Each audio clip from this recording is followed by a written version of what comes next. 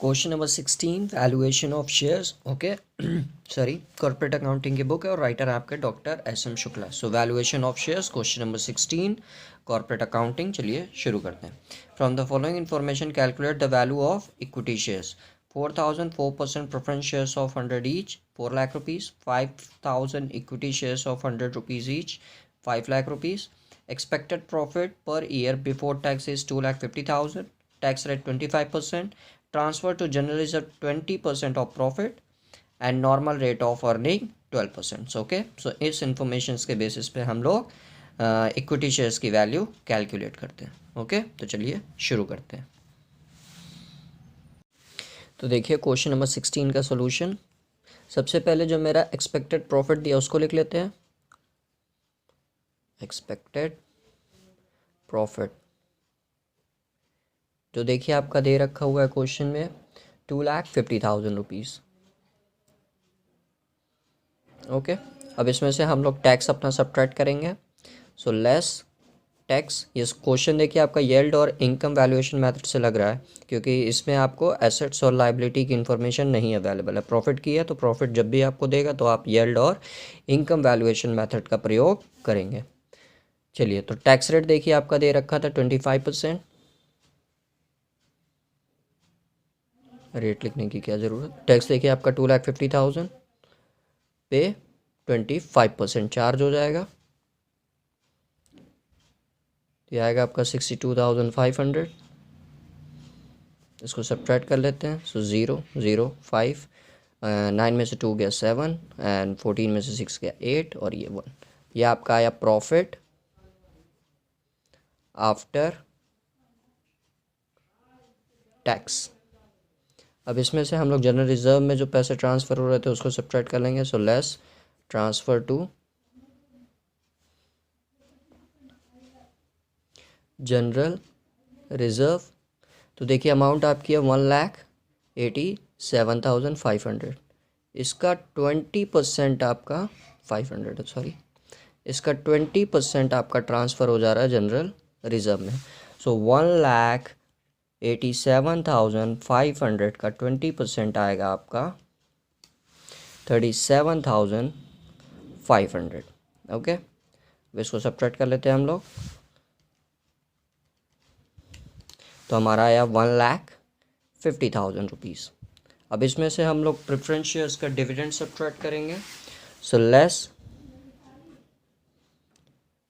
Dividend on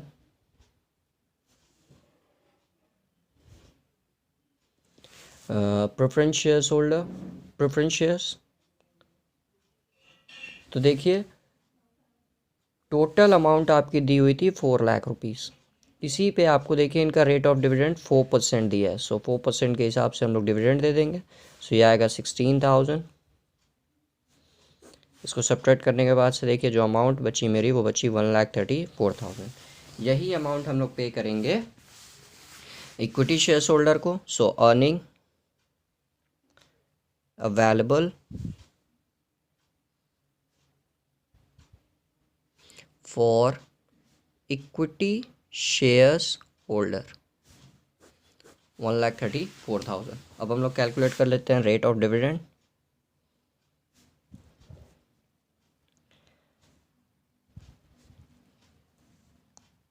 okay, so rate of dividend का देखिए हमारा फॉर्मूला होता है amount of dividend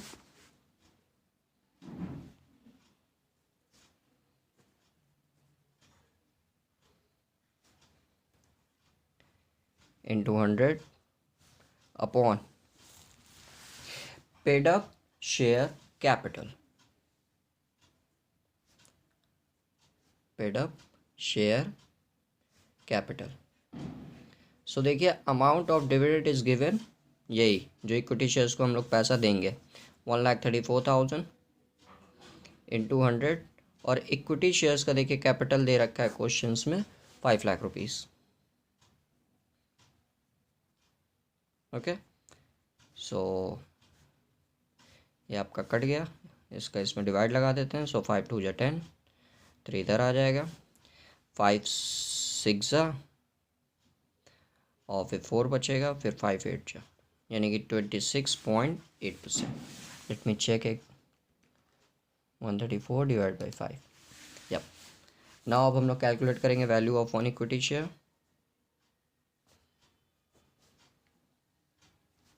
equity shares, तो इसका देखिए फॉर्मूला होता है rate of dividend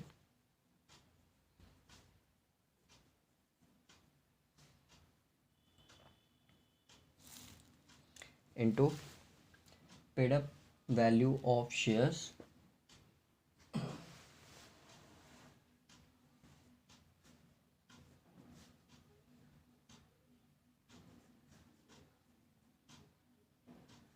upon normal rate of return. So देखिए rate of dividend is given here 26.8. Paid up value देखिए एक इक्विटी शेयर्स की है 100 रुपये upon normal rate of return देखिए क्वेश्चन में दिया है 12%. सो इसको जब हम लोग सॉल्व करेंगे सो 26.8 इंटू 100 डिवाइड बाई 12 आएगा हमारा 223 रुपीज़ 33 पैसे. ओके 223 रुपीज़ 33 पैसे. ये होगी मेरी value of one equity shares.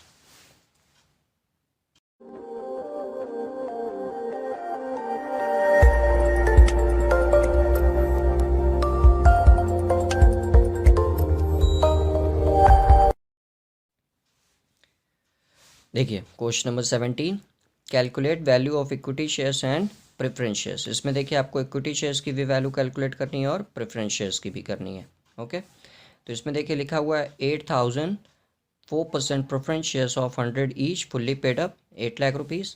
10,000 equity shares of 100 rupees and 80 rupees देखिए बस पेड अप है. तो कैलकुलेशन करते समय हम लोग 80 रुपये पे ध्यान देंगे. टोटल अमाउंट 8 लाख रुपये. Expected profit before tax 5 lakh rupees. Tax rate 25%. Transfer to general reserve is 20% and normal earning rate is 10%. Okay तो इस इंफॉर्मेशन के आधार पे हम लोग इक्विटी शेयर्स और प्रेफरेंस शेयर्स की वैल्यू कैलकुलेट करते हैं. तो देखिए क्वेश्चन नंबर 17 का सॉल्यूशन. तो एज इट इज़ सबसे पहले हम लोग लिख लेते हैं expected profit before tax that is given here 5 lakh rupees. Now less tax जो आपको 25% के हिसाब से देना है. सो 5 लाख का 25%. तो ये आएगा आपका 25/125 यानी कि 1,25,000.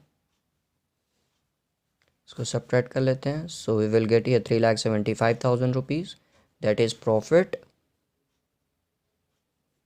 After tax. ओके अब हम लोग इसमें से जनरल रिजर्व में जो पैसे ट्रांसफ़र हो रहे हैं उसको सब्ट्रैक्ट करेंगे. So less transfer to general reserve. तो देखिए 3,75,000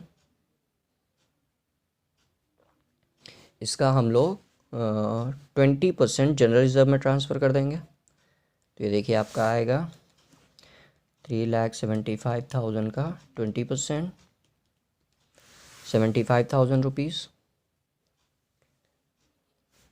तो ये देखिए अमाउंट बची मेरी यहाँ पे सब्ट्रैक्ट करने के बाद 3 लाख रुपीज़. अब इसमें से हम लोग प्रेफरेंस शेयर्स का डिविडेंड घटा लेंगे. So less dividend on preference shares. तो देखिए प्रेफरेंस शेयर्स की वैल्यू टोटल थी आपकी 8 लाख रुपीज़ जिस पे आपको 4% के हिसाब से डिविडेंड देना था. सो 32,000 ये हो गया. तो ये हो गया आपका 8, 9 में से 3 ये 6 और 2 यानी कि earning available for equity share holder. Equity share holder को देखिए 2,68,000 रुपये मिलेंगे. अब इससे हम लोग प्रेफरेंस शेयर्स और इक्विटी शेयर्स की वैल्यू कैलकुलेट करते हैं। तो पहले मान लीजिए इक्विटी शेयर्स की कर रहे हैं हम लोग, तो उसके लिए सबसे पहले हमको कैलकुलेट करना पड़ेगा। पहले चलिए यहाँ हेडिंग डाल दे रहा हूँ ताकि आप लोग के लिए इजी हो जाए। Valuation of equity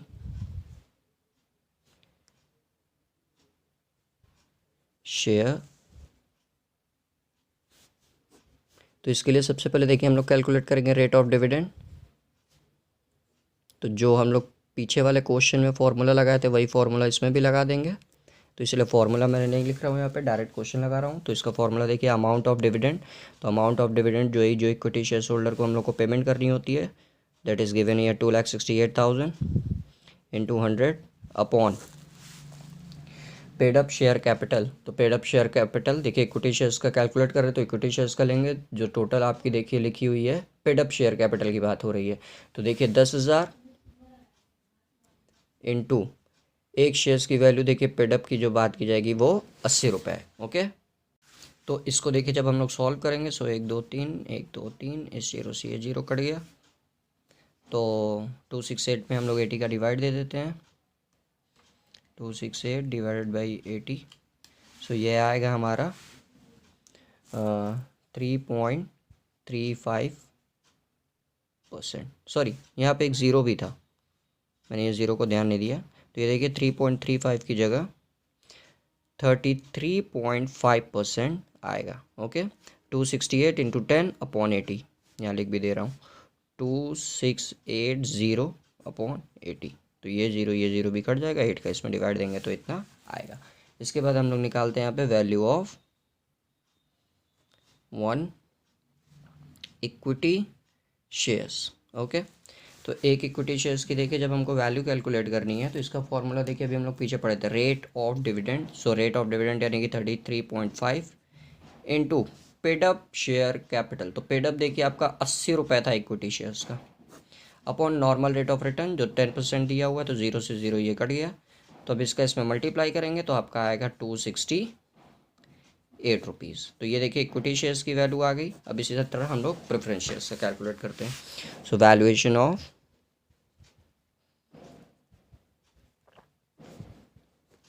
preference shares.